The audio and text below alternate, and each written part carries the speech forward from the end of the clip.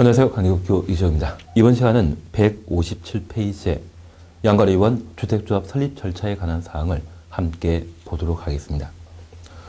여기 조합 설립 절차와 관련되어서는 박스 속에 지역 직장주택조합의 설립인가 신청 시에 필요한 서류에 관한 사항을 한번 보십니다. 크게 기억할 필요는 없습니다. 그리고 2번입니다.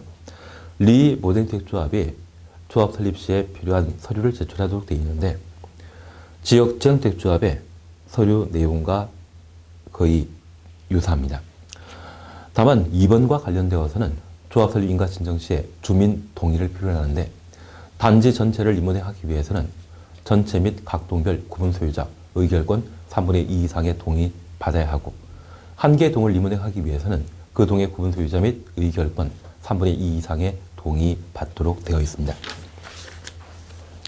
그리고 다음 페이지에 4번 보게 되면 당해 주택이 사용공사 받은 후 10년 이상 기간이 경과하였음을 증명한 서류 제출하고 증축하는 경우는 15년 경과하였음을 증명한 서류 제출하도록 되어 있습니다. 그리고 해산인가 시에 필요한 서류 그냥 한번 확인해 놓습니다. 그리고 두 번째입니다. 동일의 3번에는 조합은 수에 관한 사항들을 볼 수 있습니다. 주택조합은 주택건설 예정세대수의 2분의 1 이상의 조합원으로 구성하되 조합원은 20명 이상이어야 한다.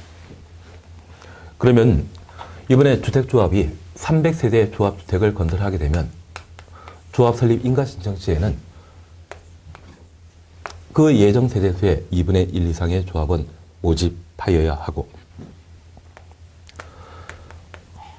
30세대의 조합주택을 건설하고자 한다면 원칙적으로는 15명 이상 모집해야 되지만 최소 20명 이상의 조합원을 모집한 때 조합 설립 인가 신청할 수 있습니다. 그래서 지역 직장주택조합의 조합 설립 인가 신청 시에는 예정 세대수의 2분의 1을 원칙으로 하지만 최소 몇 명? 20명 이상 돼야 된다. 다만 리 모델주택조합의 경우는 그러하지 아니하다. 리 모델주택조합은 지역 직장주택조합 달리 조합원 수에 대한 제한이 없습니다. 그래서 단지 전체를 리모델링하게 되면 아파트 세대수가 200세대라고 하면 200명 모두가 조합원이 되지만 한 개 동을 리모델링하게 되었을 때 그 동의 구분 소유자가 만약 10명이면 10명만 가지고도 리모델주택조합을 설립할 수 있다는 이야기입니다. 그래서 리모델주택조합에 있어서는 조합원 수에 대한 제한이 없다. 그리고 4번입니다. 조합은 자격 요건과 관련되어 기업, 지역, 주택조합입니다. 옆에 페이지에 1번 보게 되면 주택조합 설립 인가 신청일부터 해당 조합주택의 입주 가능일까지 주택을 소유하지 아니하거나 주거지로 면적 85제곱미터 이하의 주택을 한 채 소유한 세대주일 것. 여기 조합 설립 인가 신청일과 입주 가능일이라는 말을 봤는데 이 기간은 보통 5년 정도의 시간을 필요로 합니다. 그리고 저 5년 동안 무주택 세대주이거나 85제곱미터 이하의 주택을 한 채 소유한 때만 조합원이 될 수 있고 이 기간 중에 유주택자가 되어버린다면 그때는 조합원 자격이 상실되게 됩니다. 그래서 기본적으로 지역 직장주택조합의 조합원 장용권에 있어서는 무주택 세대주이거나 85제곱미터 이하의 주택을 한 채 소유한 때만 조합원이 될 수 있습니다. 그리고 니은 직장주택조합입니다. 지역주택조합의 1호에 해당되는 자일 것. 그래서 조합 설립 인가 신청부터 입주 가능일까지 무주택 세대주이거나 85제곱미터 이하의 주택을 한 채 소유한 때만 조합원이 될 수 있다는 이야기입니다. 단서 추천했습니다. 다만 국민주택을 공급받기 위한 신고 대상의 직장주택조합의 경우는 무주택자에 한한다. 현행 법령상 국민주택은 청약저축에 가입되어 있는, 청약통장에 가입되어 있는 무주택 세대주에게만 국민주택을 공급하도록 되어 있습니다. 그래서 현재 입주자저축제도는 통합되어 주택청약 종합저축으로 통폐합되었죠. 그러한 주택청약 종합저축에 가입되어 있는 무주택 세대주에게만 국민주택을 공급하고 있기 때문에 국민주택을 공급하기 위한 직장주택조합의 경우에는 무주택자만 조합원이 될 수 있습니다. 그리고 딕은 리모델링 주택조합입니다. 1번 공동주택 소유자, 2번 복리시설 소유자, 3번 소유자. 그래서 리 모더니티 조합의 경우는 각각 소유자만 조합원이 될 수 있다는 것을 다시 한번 확인해 놓습니다. 그러면 우리가 지금 사업체에 관한 사항들을 함께 보고 있습니다. 저 사업체와 관련되어 우리 주택법에서는 사업체 자격을 제한하고 있고 국가기관 그리고 국가 외자의 경우는 등록사업자, 주택조합을 설립한 때에만 사업주체가 될 수 있죠. 이러한 사업체 중에 등록사업자에 관한 내용을 함께 살펴봤습니다. 여기 등록사업자와 관련되어서는 등록관청, 등록대상 요건, 위반 시의 등록 말소 4가지를 주안점을 하고 추가적으로 지역적인 문제인 시공에 관한 문제까지 추가하는 게 여기입니다. 그리고 주택조합에 관한 사항을 함께 보고 있습니다. 여기 주택조합의 종류에 관한 사항과 조합 설립 등의 절차에 관한 사항을 함께 보셨고 이제 조합 설립과 관련된 요건에 관한 내용을 지금 우리가 함께 보셨습니다. 통상적인 주택조합은 시군구청장에게 인가받아 설립하지만 국민들 공급받기 위한 직장주택조합의 경우는 시군구청장에게 신고하고 조합 설립했죠.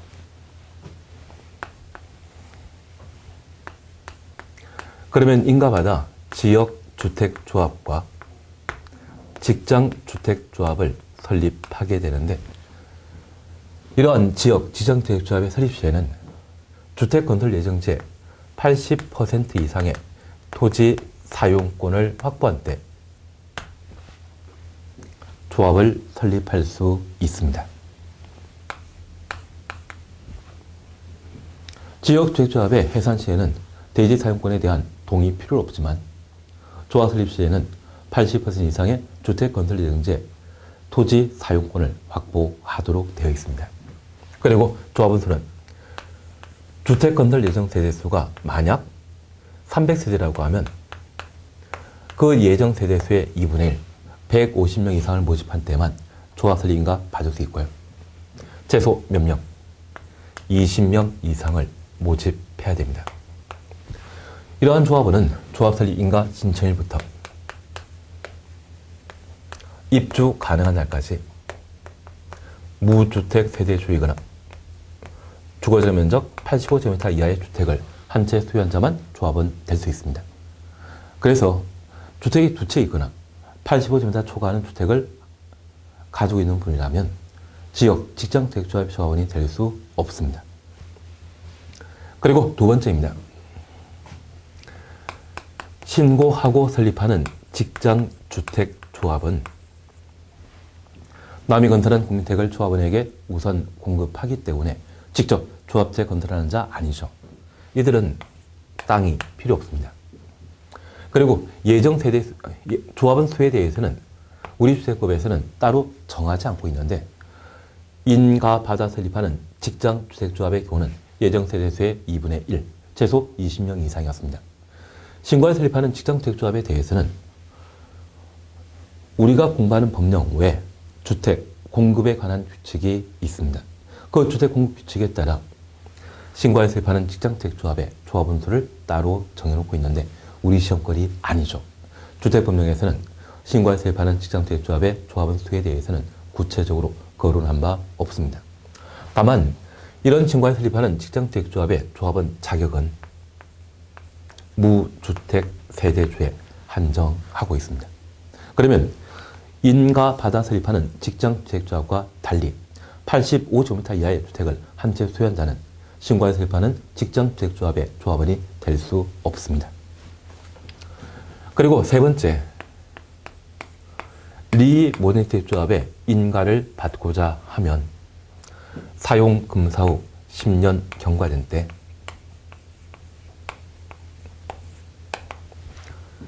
대선하기 위한 리모더니티조합을 설립할 수 있고 증축하기 위한 리모더니티 사업의 조합 설립 시에는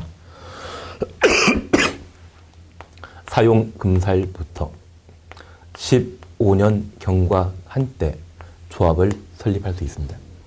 그러면 미리 조합 설립하는 것은 안 되고 대손과 관련된 리모델링에 있어서는 10년 경과 시에, 증축하기 위한 리모델링 사업에 있어서는 조합 설립은 15년 경과 이후에 설립할 수 있다는 것 확인해 놓습니다. 그리고 조합은 수에 대한 제한은 따로 없습니다. 그래서 이 조합원 수는 100명이건 10명이건 조합 설립이 자유롭게 가능하다는 건 기억해 놓습니다. 리모델링 사업에 있어서는 단지 전체에 대한 리모델링 사업과 동별 리모델링 사업이 각각 가능하기 때문에 조합원 수에 대한 제한이 없습니다. 그리고 이들은 공동택 등의 소유자인 때 조합원이 될 수 있습니다. 앞서 지역주택조합이나 주택주택조합에 있어서는 무주택 세대주를 기본적인 조합원 자격으로 인정했지만 여기 리모델링 사업은 기존 공택의 노화를 억제하거나 기능을 향상시키기 위한 사업으로서 공동택 소유자만 조합원 될 수 있는 것이죠. 그리고 이러한 조합 설립 시에는 나 혼자 원한다고 해서 조합 설립하는 것 아닙니다. 주민 동의 필요하죠. 3분의 2. 그래서 인가 받아 설립하는 지역 직장주택조합은 사업 주체에 해당되기 때문에 땅을 필요로 합니다. 신고에 설립하는 직장주택조합은 사업체 아니죠. 그리고 두 번째입니다. 인가 받아 설립하는 지역 직장주택조합은 조합 설립 인가 신청부터 입주 가능한 날까지 무주택 세대주 그리고 85제곱미터 이하의 주택을 한 채 소유한 자가 조합원 될 수 있지만 신고하여 설립하는 직장주택조합은 남이 건설한 공택을 조합원에게 공급하기 때문에 무주택 세대주만 조합원이 될 수 있는 겁니다. 그래서 조합 설립 요건에 관한 사안들을 이렇게 따지는 게 이쪽에 중요한 문제이더라고요.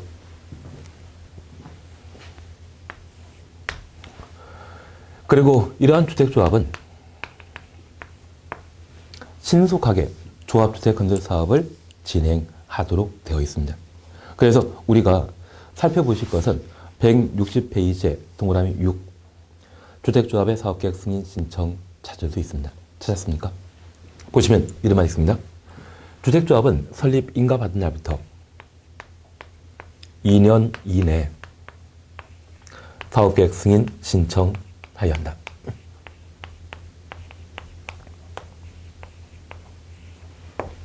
그리고 가로 속에 리모델링하여 늘어난 세대수가 30세대 이상이라면 사업계획 승인 신청 대상이지만 30세대 미만의 경우는 시군 구청장에게 허가 받아야 한다. 잠깐 우리가 구분해 줄 게 있습니다. 만약 주택조합의 설립인가 받은 이후 조합이 설립되게 되면 조합 간부인, 조합장, 그리고 각종 임원은 자신의 조합체 건설과 관련된 다양한 활동비, 심지어 월급을 받게 된다고 하면 그러한 비용은 누가 부담합니까? 조합원이 부담하게 되죠. 그러면 이러한 조합 설립 인가받은 후 한 10년, 20년 동안 조합을 유지하다 조합체를 건설하게 되면 그 10년 동안 또는 20년 동안 월급 받을 수 있는 직장 마련한 게 되죠. 아주 예전에 서울에서는 상계동 등의 일정한 곳에 재개발 사업이 활발하게 이루어진 적이 있습니다. 그래서 몇몇 건설업체 같은 경우는 그러한 재개발 조합과 공사에 대한 공동사업 시행할 때 조합 간부에 대한 월급 등을 회사에서 비용 부담하는 것으로 재개발 사업이나 재건축 사업을 시도한 적이 있습니다. 그런데 이러한 재개발, 재건축 사업 중에는 사업 시행 이후 부채를 발생하게 하는 경우가 있는데 그 부채를 청산하지 않고 계속 조합이 존속하는 경우가 있거든요. 그래서 제가 몇몇 이야기 들은 것으로는 80년대 후반에 재개발, 재건축 사업 등을 하고 그 조합에 부채가 발생하여 청산하지 않고 종속시키면서 조합장이나 조합의 감사 등에게 건설업체에서 매달 200, 300 정도의 월급 지급하는 경우가 있다더라고요. 그 80년대 후반에 한 30대, 40대인 분이 지금은 60대, 70대이시거든요. 그분들에게 매달 2, 300씩 월급 준다고 하면 그것 괜찮죠.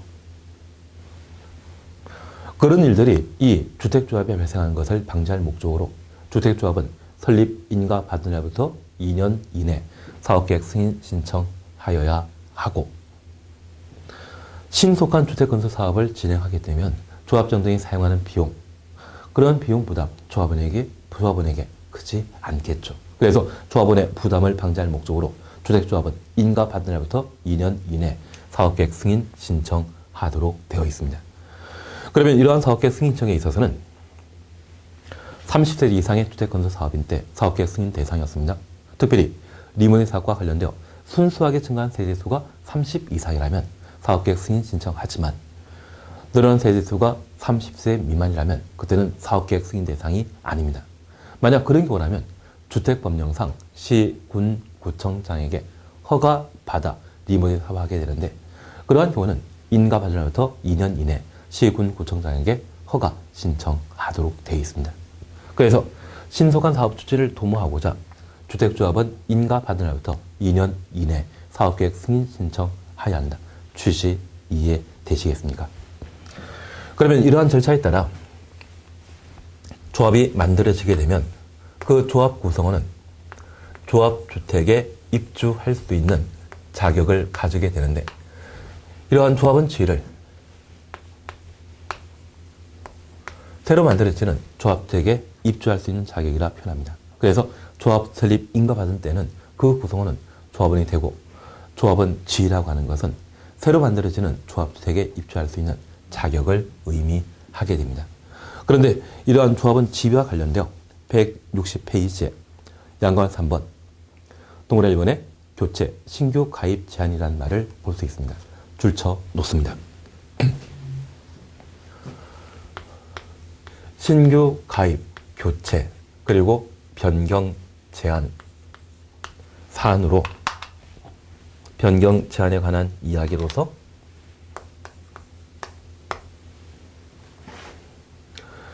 지역주택조합과 직장주택조합의 경우에는 조합 설립 인가 이후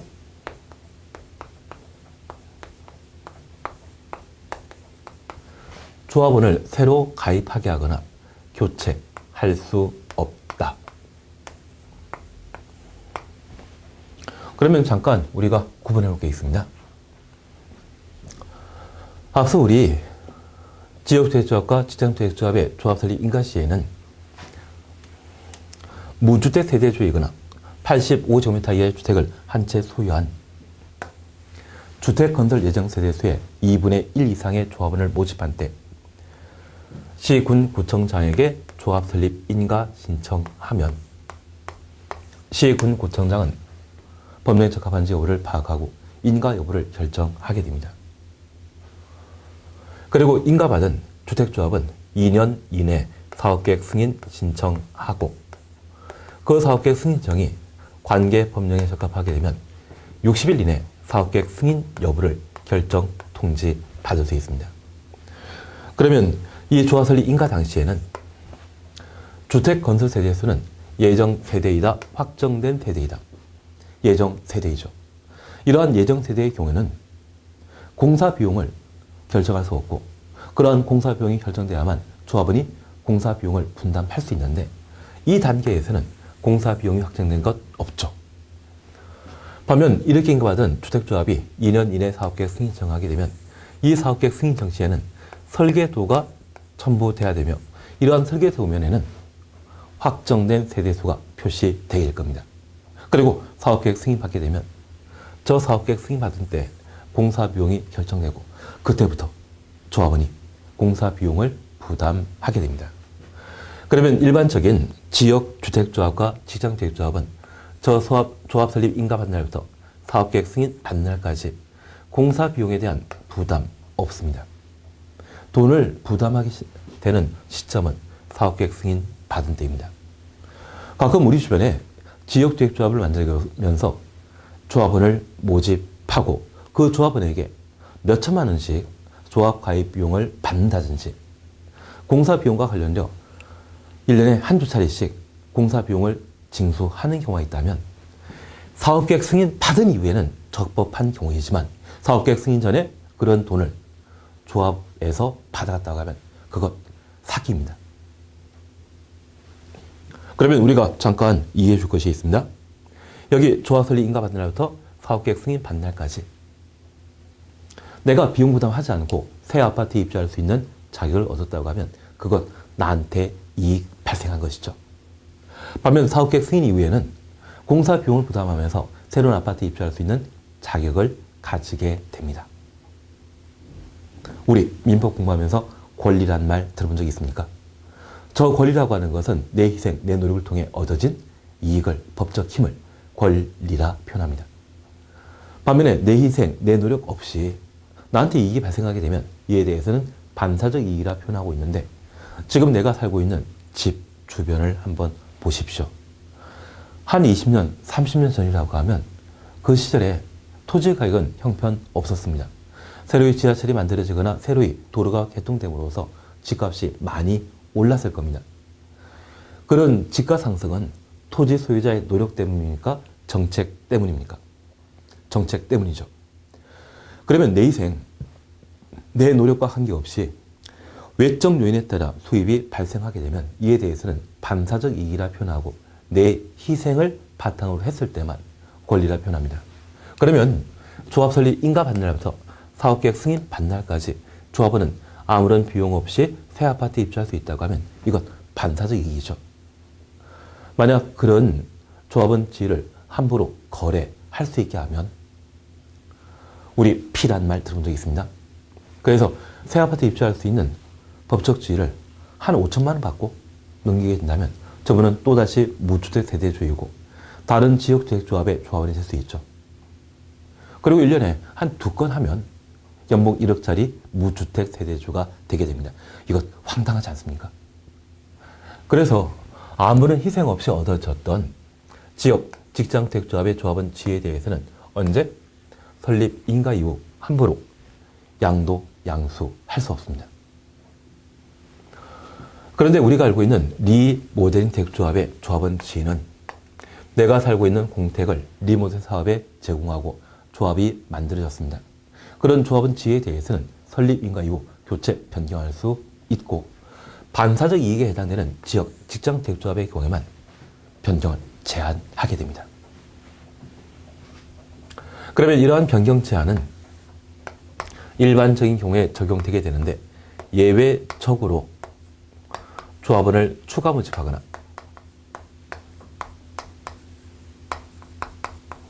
조합원의 결혼이 발생하게 되면 결혼만큼 충원하는 것을 허용하고 있습니다. 그러면 이렇게 잠깐 이해하십니다. 이번에 300세대의 조합 설립을 건설하게 되는데 그 예정세수의 2분의 1인 한 200세대 조합원을 모집하여 조합 설립 인가 받았습니다. 그러면 300세대 중에 200세대 주인은 결정되었지만 100세대 주인 결정 안 된 것이죠. 그러면 인가 받은 이외에도 추가로 모집해야 되지 않겠습니까? 그래서 보통 지역 직장주택조합은 1차 조합원 모집과 설립인가 중간에 이루어집니다. 설립인가 받은 이후에 2차 조합원 모집을 하게 되는데 그 2차 모집이 바로 추가 모집에 해당되게 되는 겁니다. 그리고 이러한 주택조합은 조합원 돈으로 공사를 하게 되는데 조합원이 조합원 자격을 상실했다고 하면 그 부분에 대해 공사 비용을 부담할 조합원 채워 넣어야 되죠. 그럴 때 충원에 관한 문제가 발생하게 됩니다. 그러면 우리 교재 160페이지 동그라미 2번 예외 찾았습니다. 다만 조합원 수가 주택건설 예정세대 수를 초과하지 아니하는 범위에서 시, 군, 구청장으로부터 조합원 추가 모집 승인 받은 경우 조합원 추가 모집 승인 동그라미 넣습니다. 다음 하나에 해당되는 사유로 결혼이 발생한 범위에서 충원하는 경우에는 충원 동그라미 넣습니다. 그러하지 아니하다. 설립 인가 이후 추가로 가입하게 할 수 있다는 이야기죠. 1번 조합원 사망입니다. 2번 줄만 쳐놓습니다. 사업계획 승인 이후 세 줄 밑에 입주자로 선정된 지위 동그라미 넣습니다. 양도청의 판결 등으로 변경된 경우 3번 탈퇴 등으로 5번 사업계획 승인 과정에서 현재 조합원 수가 주택건설재정세제수의 2분의 1 미만이 되는 경우, 4번 무자격자로 판명되어 자격 상실된 경우, 이런 5가지 경우에는 충원 가능합니다. 그리고 3번입니다. 조합원으로 추가 모집되는 자와 추가 모집 동그라미, 충원되는 자, 충원 동그라미 넣습니다. 조합원 자격요건 충족 여부의 판단은 당해 주택조합의 설립인가 신청일 기준으로 한다. 설립인가 신청일 동그라미 넣습니다. 다만 조합원 사망으로 조합원 지위를 상속받은 자는 조합원 자격요건을 필요로 하지 아니한다. 4번 추가 모집에 대한 승인 시기 사업계획 승인 신청까지 하여야 한다. 그러면 여기 추가 모집과 관련되어 잠깐 구분해 놓습니다. 지역주택조합과 직장주택조합은 설립인가 이후 조합원을 교체, 변경하거나 신규로 가입하게 할 수 없지만 미정인 주택 소유자 채워 넣어야 되죠. 그럴 때 추가 모집하게 됩니다. 이러한 추가 모집에 있어서는 시, 군, 구청장에 추가 모집 승인 받은 때 추가 모집할 수 있고, 이러한 추가 모집하게 되면 추가 모집할 수 있는 시기는 사업계획 승인 신청일까지 추가 모집할 수 있습니다. 여기 사업계획 승인 신청은 지역지정주택조합은 설립인가 받은 후 2년 이내 사업계획 승인 신청하게 되는데, 이 사업계획 승인 신청 시에는 설계도서가 첨부되게 됩니다. 설계도면이 제출되게 되면 이후에 새로 추가 모집하는 것은 곤란하죠. 그래서 사업계획 승인 신청 시까지 추가 모집할 수 있습니다. 저 추가 모집하게 되었을 때 조합원 자격 요건은 유주택자는 추가 모집 대상 아닙니다. 다른 조합원과의 형평성을 고려하여 무주택 세대주이거나 85제곱미터 이하의 주택을 한 채 소유한 자만 추가 모집할 수 있는데, 이렇게 추가 모집하는 자는 다른 조합원과의 형평성을 고려하여 조합 설립, 인가 신청일 기준으로 무주택 세대주 등을 조합원으로 추가 모집할 수 있습니다. 만약 2010년 1월 1일 날 조합 설립인가 신청하고 15일 만에 조합 설립 인가 받았습니다. 그리고 우리 1차 시험부는 7월 달에 인가 받은 이후 추가 모집하게 되면 저 7월 달 기준으로 무주택자가 추가 모집 대상자가 되는 것이 아닙니다. 이분 제외한 나머지는 다 1월 1일 기준으로 무주택 세대주였죠. 85제곱미터 한 채 가지고 있는 사람이었죠. 바로 이날 기준으로 추가 모집하는 자의 조합원 자격 여부를 판단하도록 되어 있습니다. 그래서 이 조합원 자격 여부에 대한 판단은 언제를 기준으로 한다? 조합 설립, 인가 신청 기준으로 하도록 되어 있습니다. 그리고 충원입니다. 여기 충원은 추가 모집과 달리 좀 전에 조합원이 일정한 사유가 발생하여 주택을 2채 이상 취득하여 무자격자가 발생했을 때 그 무자격자는 더 이상 조합원이 못 됩니다. 그러면 저 무자격자는 공사비용 더 이상 부담 안 하겠죠. 주택건설 비용을 부담할 수 있는 자, 그 자를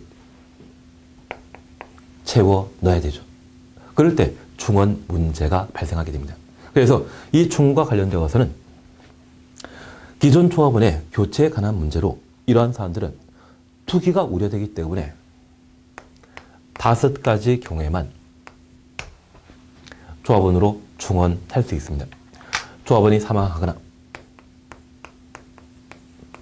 무자격자가 발생하거나 탈퇴, 사업계획 수행 과정에 예정세대수가 변경되어 현재 조합원 수가 예정세대수의 2분의 1 미만이 되거나, 그리고 마지막으로 사업계획 승인받은 이후 입주자로 선정된 지위를 양도, 증여, 판결 등으로 변경한 경우. 그러면 잠깐 우리가 이해하시겠습니다. 사실 주택조합은 설립 인가 받은 이후에는 조합원 지위를 교체 변경할 수 없다. 그런데 이 사업계획 승인 받은 이후에는 조합원은 주택 건설 비용을 부담했습니다. 저 사업계획 승인받은 이후에는 반사적 이익이다, 권리다. 권리죠. 그런 권리에 해당되는 법적 지위를 법에서는 입주자지위라 표현하는데, 저 입주자지위는 우리가 분양권이란 말 들어본 적 있습니까? 그 분양권을 법에서는 입주자지위라 하더라고요. 분양권 전매할 수 있죠. 그래서 사업계획 승인 이후 입주자 선정 지위, 바로 분양권입니다. 그 분양권을 양도하게 되면 양수받은 자가 조합원이 될 수 있다는 이야기입니다. 그러면 우리가 잠깐 이해하시겠습니다. 주택조합 설립 인가 받은 날부터 사업계획 승인 받는 날까지 조합원 지위는 반사적 이익에 해당되기 때문에 거래할 수 없죠. 사업계획 승인 받은 이후에는 권리에 해당되기 때문에 거래 가능한데, 우리가 민법 공부하다 보면 재산권, 아무리 내 땅에 지하 강물이 원유가 발견된다 할지라도, 석유 발견된다 할지라도 그러한 지하 자원은 내 거 아니죠. 그래서 거래 가능한 재산권과 거래 불가능한 재산권을 각각 구분할 수 있는데, 사업계획 승인 이후에는 거래할 수 있지만 사업계획 승인 전에 조합 설립 인가 이후에 조합원 지위에 대해서는 거래한다 못한다? 못하는 겁니다. 그래서 사업계획 승인 이후 입주자로 선정 지위에 대해서는 양도 가능하고, 설립 인가 이후 조합원 지위에 대해서는 거래할 수 없다. 그러면 사업계획 승인 이후 거래되었던 입주자 지위를 사들였던 사람으로 조합원 채워 넣을 수 있다는 이야기죠. 그러면 이러한 5가지 사유로 조합원을 새로 충원시키게 되면 그 조합원은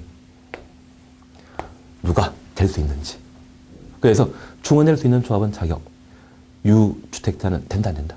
안 되죠. 무주택 세대주이거나 85제곱미터 이하의 주택을 한 채 소유한 자만 조합원 될 수 있습니다. 그리고 이러한 무주택 여부에 대해서는 언제 기준으로 판단한다? 추가 원칙과 마찬가지로 조합 설립 인가 신청 기준으로 판단하게 됩니다.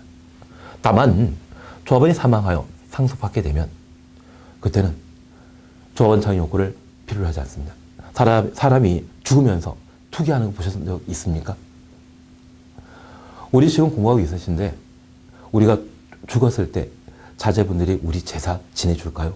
아, 그거 기대하시면 안 되죠.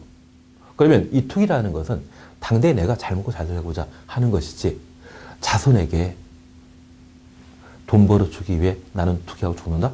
아, 그런 사람 없습니다.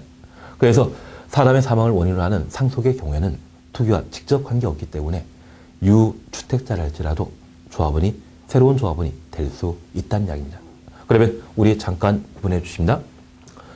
여기 추가 문칙과 관련되어서는 시, 군, 구청장의 승인 필요합니다. 여기 충원은 기존 조합을 대신해서 공사 비용, 조합주택 건설 비용을 부담할 자를 채워 넣는 것인데, 이러한 충원이 지연되게 되면 공사업 중단되고 막대한 금융비용 부담 발생할 수 있죠. 그래서 시, 군, 구청장의 승인 여부에 따라 충원 여부를 결정하게 되면 공사 중단 사태가 발생하기 때문에 충원 시에는 시, 군, 구청장의 승인 필요 없습니다. 그리고 추가 모집은 언제까지? 사업계획 승인 신청일까지 가능한데, 이 사업계획 승인 신청일은 조합 설립 인가 받은 날부터 2년 이내 사업계획 승인 신청했죠. 반면 충원은 입주하기 전까지 무자격자가 발생하게 되면 언제든지 충원할 수 있습니다. 다만 그 충원 사유에 대해서는 5가지로 한정합니다. 사망, 사업계획 승인 이후 입주자로 선정 지위를 양도, 증여, 판결 등으로 변경한 경우 무자격, 그리고 2분의 1이라는 말을 각각 구분해 놓습니다. 그리고 이렇게 추가 모집되거나 충원되는 자에 대한 조합원 자격 요건은 무주택 세대주이거나 85제곱미터 이하의 주택을 한 채 소유한 자로서 조합 설립 인가 신청 기준으로 하죠. 다만 충원과 관련되어 사람의 사망으로 상속이 이루어지게 된다면 그때는 유주택자도 조합원 될 수 있다. 그래서 추가 모집과 충원 사이의 공통점과 차이점을 한번 비교해 놓습니다. 그래서 가장 중요한 조합원 지위에 관한 사안들을 이렇게 함께 보셨습니다. 그리고 161페이지에 양가사업은 주택조합의 운영, 관리에 관한 사안들을 함께 보시는데, 1번 그냥 보고 지납니다. 2번 등록사업자와의 공동시행. 그러면 주택조합과 관련된 특징으로서 이 주택조합은 조합제 건설 사업을 단독으로 할 수 없습니다. 주택조합은 비전문가이죠. 그래서 등록사업자와 공동사업 시행을 하게 되는데 그 공동사업 시행 도중에 등록사업자에 적용되는 손해배상 책임과 업무 대행 그리고 등록사업자 소유 토지 중에 공공택지에 대한 사용 제한을 우리 주택법에서는 따로 마련하고 있습니다. 먼저 기억에 손해배상 책임과 관련되어 그냥 보십니다. 주택조합과 등록사업자가 공동으로 사업을 시행하면서 시공할 경우 등록사업자는 시공자로서의 책임뿐만 아니라 자신의 규칙 사유로 사업 추진이 불가능하게 되거나 지연됨으로 조합원에 입힌 손해배상할 책임이 있다. 우리 동업이란 말 기억나죠? 사실 등록사업자 주택조합이 동업하게 되면 누가 잘못했건 잘했건 관계없이 대외적으로 공동으로 책임지도록 되어 있습니다. 그래서 등록사업자의 규칙 사유로 사업이 지연되게 되면 동업한자가 동시에 책임지는 것이지 누구에게 책임 더 묻는 것 없거든요. 다만 지금 동업하게 되는 등록사업자 중에 주택조합과 등록사업자 중에 전문가는 누구이다? 등록사업자입니다. 그러면 그 등록사업자가 경험이 미천한, 경험이 없는 주택조합과 공동사업 시행하게 되면 경험이 부족한 조합원에게 과다한 비용 부담 안길 수 있죠. 그걸 방지할 목적으로 등록사업자의 잘못으로 공사가 지연되게 되면 조합원에게 손해배상 책임 하여야 한다. 그래서 조합원에 대한 특별한 보호 제도로 기억해 놓습니다. 그리고 두 번째, 업무 대행입니다. 주택건설 절차와 관련되어서는 등록사가 잘 알기 때문에 주택건설 절차 업무를 대신 해도 되죠. 그런데 딱 하나는 업무 대행 범위에서 제외시키고 있습니다. 주택조합 외에 가입을 알선 업무는 제외한다. 여기 알선이라고 하는 것은 소개이거든요. 소개서 들어본 적 있으시죠? 직업 소개서 들어본 적 있습니다. 그런데 우리가 알고 있는 부동산 중개업자는 예전에 복덕방이라 불렸고 그 복덕방 전에는 소개소로 표현했던 적이 있습니다. 여기 알선, 소개에 관한 제도는 누가 해야 될 일이다? 부동산 중개업자에게 부탁할 일이죠. 그래서 이러한 사안들은 등록사업자에게 업무 대행 맡길 일이 아닙니다. 그리고 마지막으로 우리가 보실 것이 등록사업자 소유 토지 사용 제한입니다. 주택조합은 등록사업자 소유하고 있는 공공택지 동원해놓습니다. 주택건설 대지로 사용하여서는 안 해야 된다. 경매, 공매 등의 방법으로 등록사업자의 토지를 매입한 경우에는 그러하지 아니하다. 그러면 이 공공택지는 수용 등의 방법으로 택지 개발 사업을 통해 조성한 땅을 말합니다.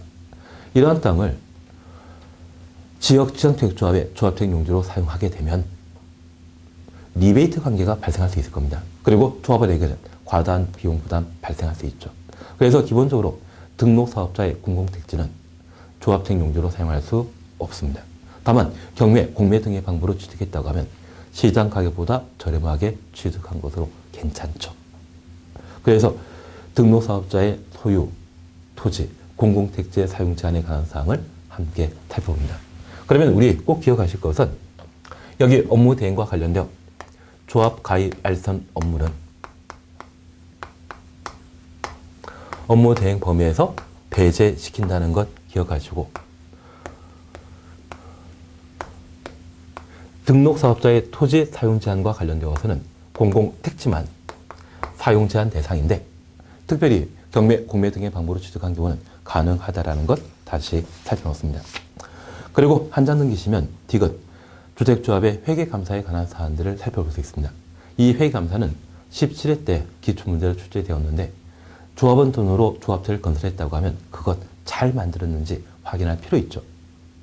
그래서 이 회계감사를 실시하게 합니다. 그리고 이러한 감사 결과에 대해서는 시군구청장에게 보고하고 조합원이 널리 알 수 있도록 공개하게 되는데 이런 회계감사와 관련되어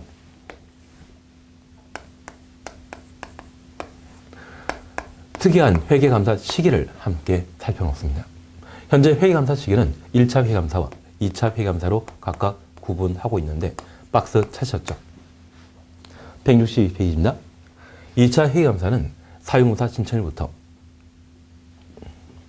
30일 이내 2차 회감사 실시하고 있습니다. 여기 사용공사 신청했다고 하면 공사 다 끝나서 사용공사를 신청한 시점입니다.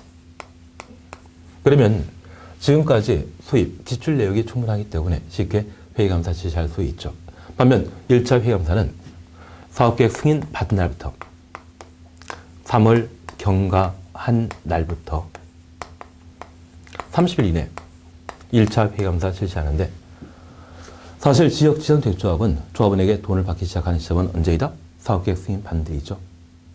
만약 이날부터 30일 내 회계감사 실시하게 된다면 감사할 거리가 없습니다. 그래서 3개월 경과한 때 30일 이내 1차 회계감사 실시합니다. 왜 3월 경과란 말이 나오는지 이해되시죠? 그래서 지역지정택조합은 조합 설립 인가 받는 날부터 사업계획 승인 받는 날까지 공사 비용을 부담한다 안 한다? 안 한다는 것 다시 살펴주시고, 이런 회계감사 실시하게 되면 감사 결과에 대해서는 주무관청인 시군구청장에게 보고하도록 되어 있습니다. 이 정도로 우리가 함께 보시는 게 주택조합과 관련되어 살펴볼 내용이었습니다. 이번 시간 여기까지 함께 하시고 다음 시간에는 사업계획 승인에 관한 내용을 함께 살펴가도록 하겠습니다. 수고하셨습니다.